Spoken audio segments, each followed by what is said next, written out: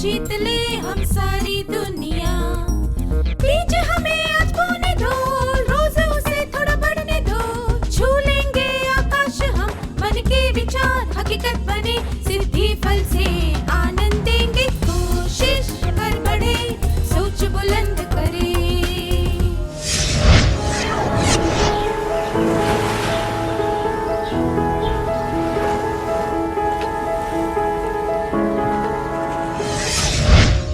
नमस्ते विद्यार्थियों, आप सबको देखकर खुशी हुई।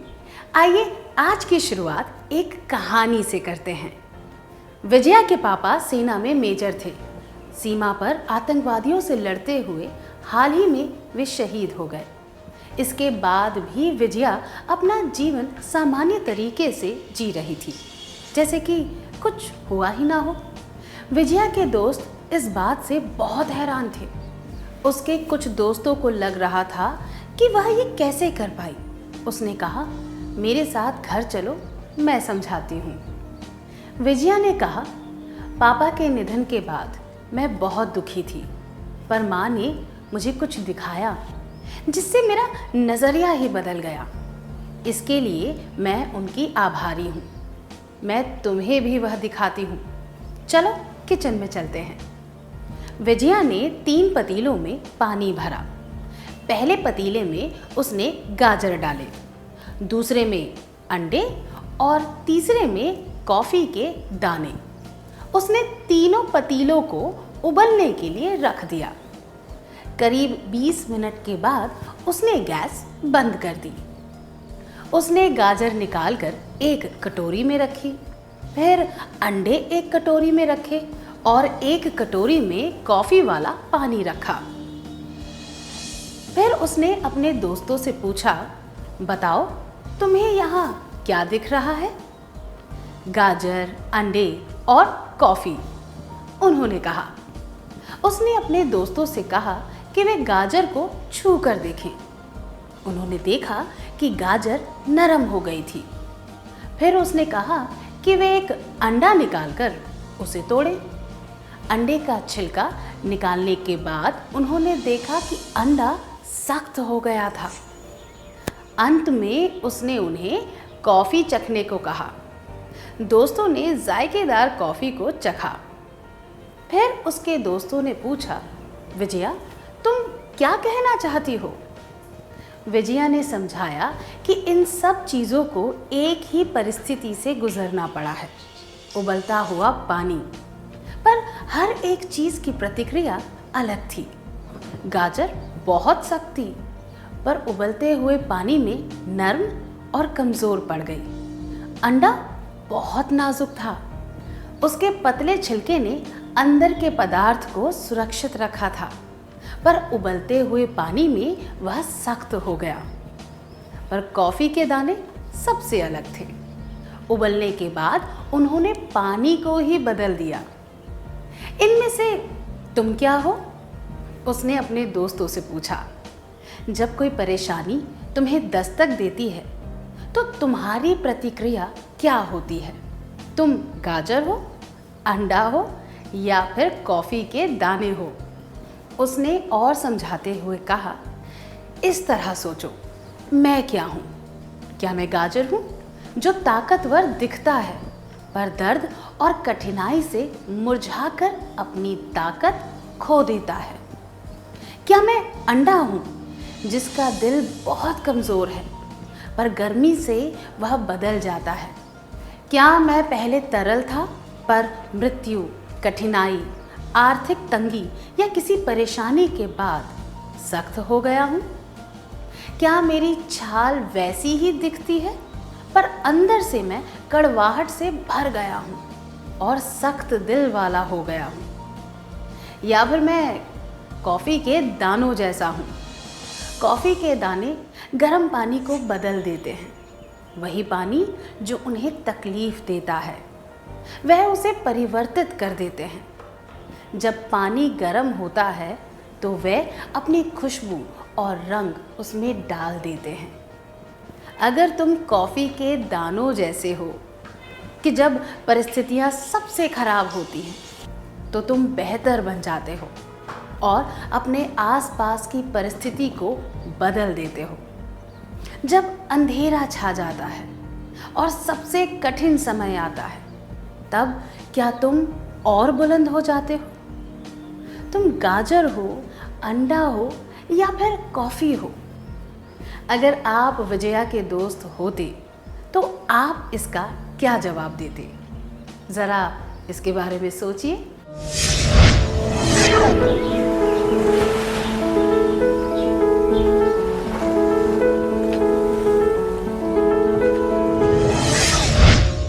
धन्यवाद।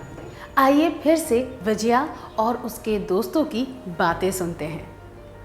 विजया ने कहा, पहले मैं गाजर जैसी थी और कभी कभी अंडे जैसी, पर जब मेरी माँ ने मुझे यह समझाया तो मुझ में बदलाव आया और मैं कॉफ़ी के दानों की तरह बनने लगी। इसीलिए मैं हमेशा खुश रहती हूँ और मैंने इसका राज तुम्हें भी बताया है। विजया ने उन्हें एक डीवीडी दिखाई और कहा कि उसमें कुछ चित्र और वीडियो हैं। जब वह उदास होती है तो उस डीवीडी को देखकर उसे हौसला मिलता है। उसने अपने दोस्तों से पूछा कि वे डीवीडी देखना चाहेंगे। उसके दोस्त तुरंत तैयार हो गए। यह पंक्तियां गाते हुए विजया ने डीवीडी चलाई और उन्हें कहा कि वे राजा की कहानी सुने। स्वर्ण की तरह बनो, स्वर्ण की तरह बनो, चमकदार और दिलेर रहो, पुराना हो जाए तो भी पूरी ताकत हो। स्वर्ण की तरह बनो, स्वर्ण की तरह बनो, पिघलाया जाए, कूटा जाए, गढ़ा जाए, घुमाया जाए, आग से निकाला जाए, चमकीला उत्तम शुद्ध बन जाए। दृढ़ रहो, दृढ़ रहो, दृढ़ रहो, कठिन समय में डटे रहो, बनोगे वह मिसाल जिससे लोग प्रेरित होंगे। क्या हम भी राजा की कहानी सुने? राजा बहुत अच्छे वैज्ञानिक मॉडल बनाता है। उसने अखबार में एक विज्ञापन देखा जिसमें जिला विज्ञान समिति ने लोगों को विज्ञान प्रदर्शनी में भाग लेने के लिए आमंत्रित किया था। उसे डाक द्वारा अपना आवेदन पत्र भेजना था। उसमें लिखा था कि नाम दर्ज होने के बाद प्रदर्शनी के पहले उसे अनुमति पत्र मिलेगा। राजा ने अपना आवेदन भेज दिया। प्रदर्शनी के एक सप्ताह पहले तक उसे समिति से कोई जवाब नहीं मिला।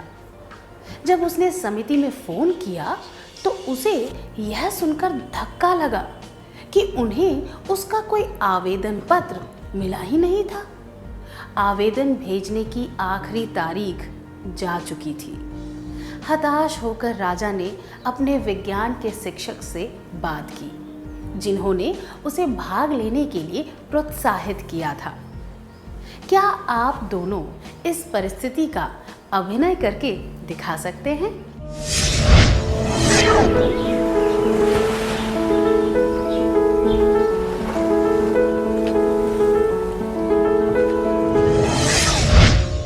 धन्यवाद, बहुत अच्छा अभिनय था। क्या आपने कभी चींटियों को ध्यान से देखा है?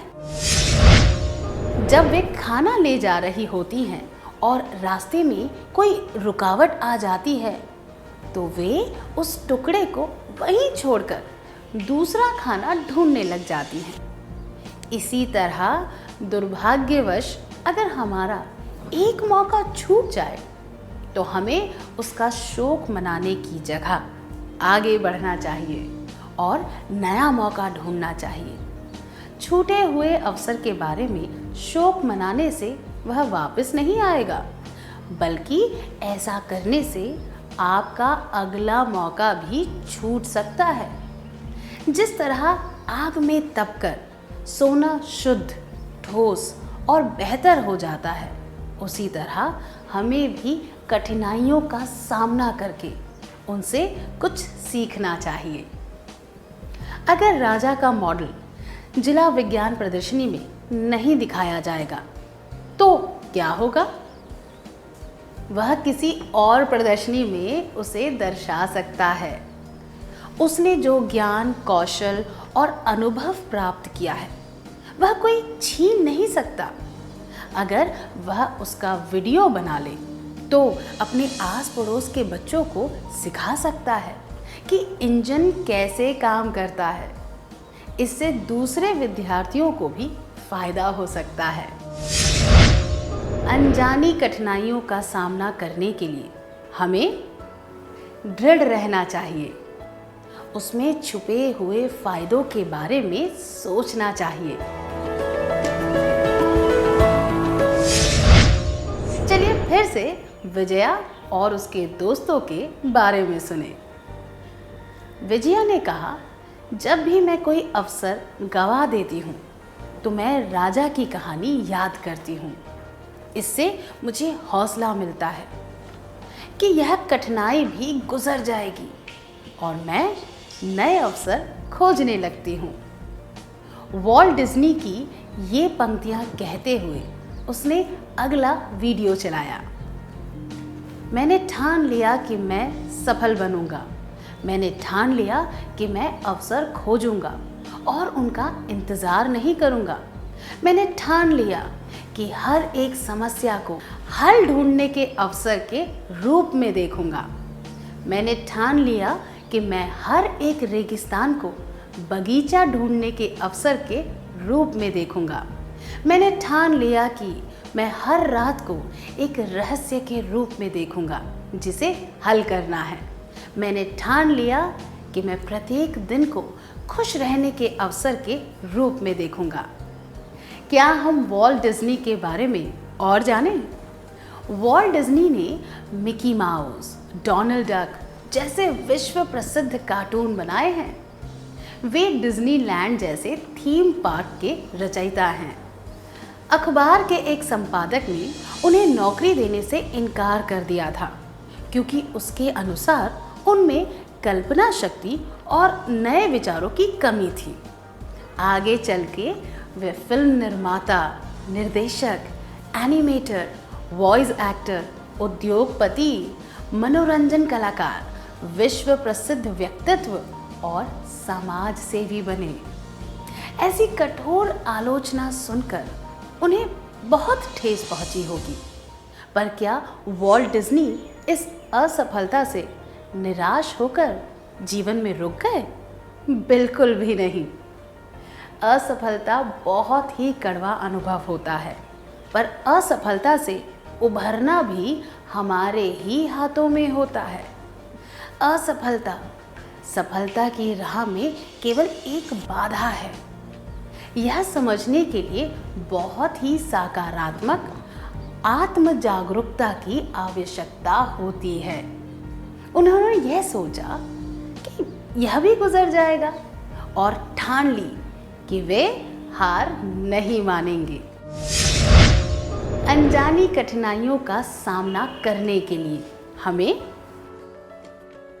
अपने आत्मविश्वास को डगमगाने नहीं देना चाहिए। विजया ने कहा कि जब भी वह पराजय या असफलता का सामना करती है तब वह वॉल्ट डिज्नी के अनुभव को याद करके खुद को मजबूत कर लेती है। उसे यह विश्वास होता है कि पराजय हमेशा नहीं रहेगी और वह सफल होने के लिए प्रयास करती है। क्या अब हम एक क्रियाकलाप करें? क्या आपने कभी कठिन परिस्थितियों में या फिर पराजय के बाद खुद को दृढ़ बनाकर अंत में सफलता प्राप्त की है? क्या आप अपने अनुभव के बारे में सबको बताना चाहेंगे?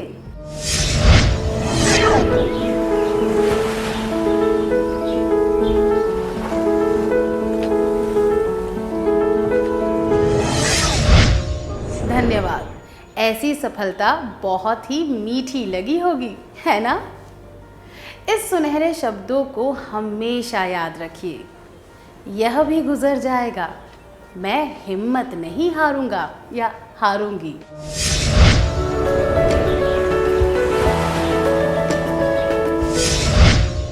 आप सबको मेरी शुभकामनाएं।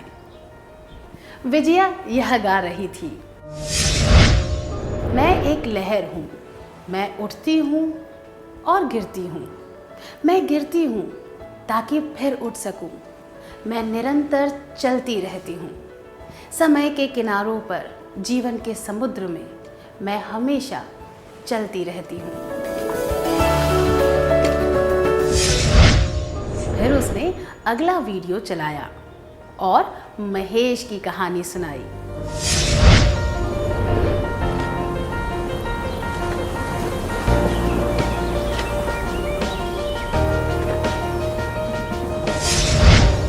क्या हम महेश की कहानी सुने?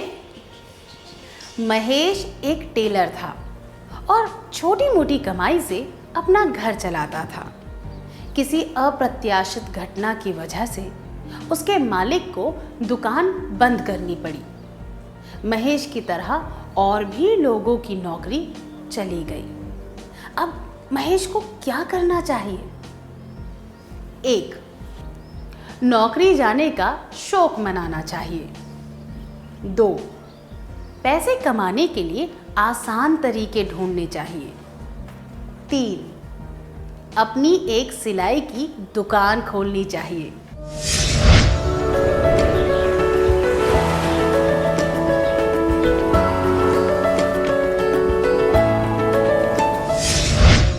नौकरी का शौक मनाने से कोई फायदा नहीं होता। आसान तरीके लंबे समय तक काम नहीं आएंगे और गलत तरीके अपनाने से वह परेशानी में भी पड़ सकता था। उसने यह याद रखना चाहिए, लहरें गिरती हैं ताकि फिर से उठ सके। उसे इस तरह सोचना चाहिए, यह भी गुजर जाएगा, मैं हिम्मत नहीं हारूंगा। उसे आत्मविश्वास के साथ अपना छोटा सा व्यवसाय शुरू करना चाहिए। इस परिस्थिति में यही सबसे उचित होगा। अनजानी कठिनाइयों का सामना करने के लिए हमें अपनी शक्तियों को एक सकारात्मक दिशा देकर मेहनत और अक्लमंदी से काम करना चाहिए। अब एक क्रियाकलाप का समय है।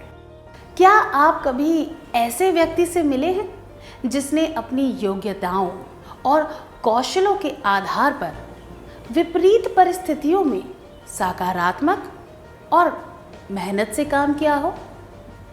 क्या आप इसके बारे में सबको बताना चाहेंगे?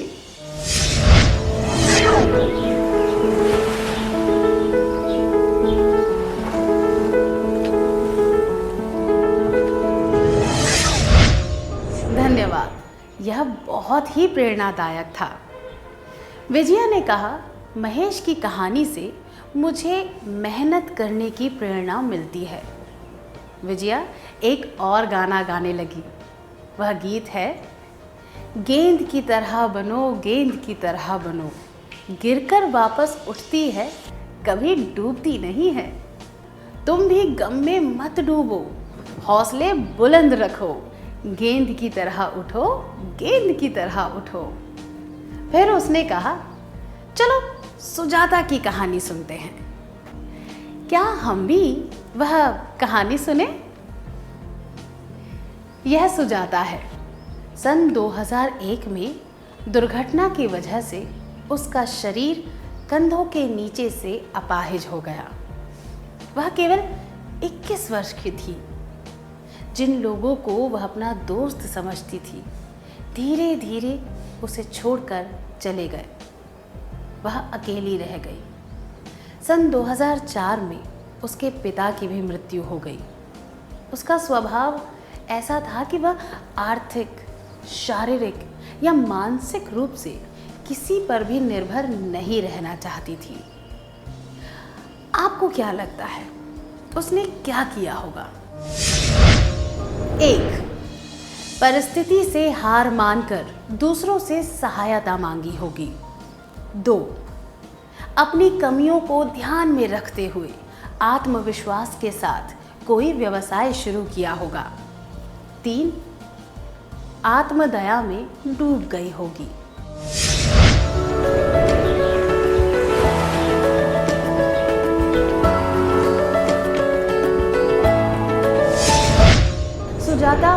बुरे हादसे का शिकार हुई, जो किसी भी व्यक्ति के साथ हो सकता है। वह जीवन भर के लिए अपाहिज हो गई और दोस्तों वह सहायकों का साथ भी छूट गया। पर इन परिस्थितियों में भी उसमें सफल बनने की और आत्मनिर्भर होने की इच्छा थी। वह अपनी इच्छा को पूरा करने में जुट गई। उसने खुद से और परिस्थिति से कभी हार नहीं मानी। उसने शेयर बाजार के बारे में सीखना शुरू कर दिया और शेयर खरीदने बेचने का काम करने लगी। जिस तरह गेंद को कितना भी डुबाओ वह ऊपर उठ जाती है, उस तरह ही उसने भी ऊपर उठने की ठान ली थी। शेयर बाजार का काम करने के अलावा उसने कपड़ों का व्यापार भी शुरू किया, जिससे अन्य लोगों को भी रोजगार मिला।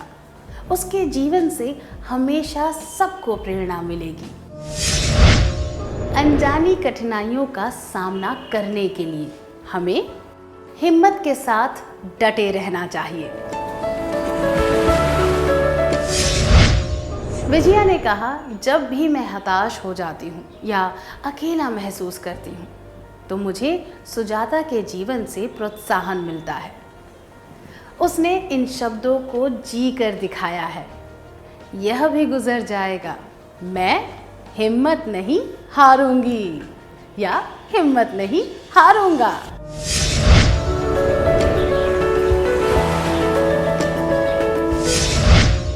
क्या आप कभी ऐसे व्यक्तियों से मिले हैं जिन्होंने आत्मविश्वास और हिम्मत के साथ कठिनाइयों का सामना किया है और उन परिस्थितियों से बाहर निकल गए? क्या आप उनके बारे में सबको बता सकते हैं?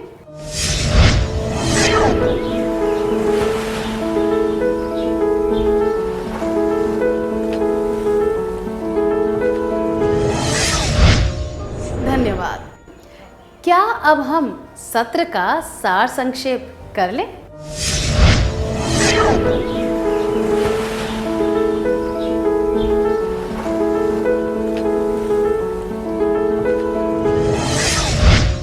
अनजानी कठिनाइयों का सामना करने के लिए हमें दृढ़ रहना चाहिए। उसमें छुपे हुए फायदों के बारे में सोचना चाहिए। अपने आत्मविश्वास को डगमगाने नहीं देना चाहिए। हिम्मत के साथ डटे रहना चाहिए। इतनी अच्छी तरह सार संक्षेप करने के लिए धन्यवाद।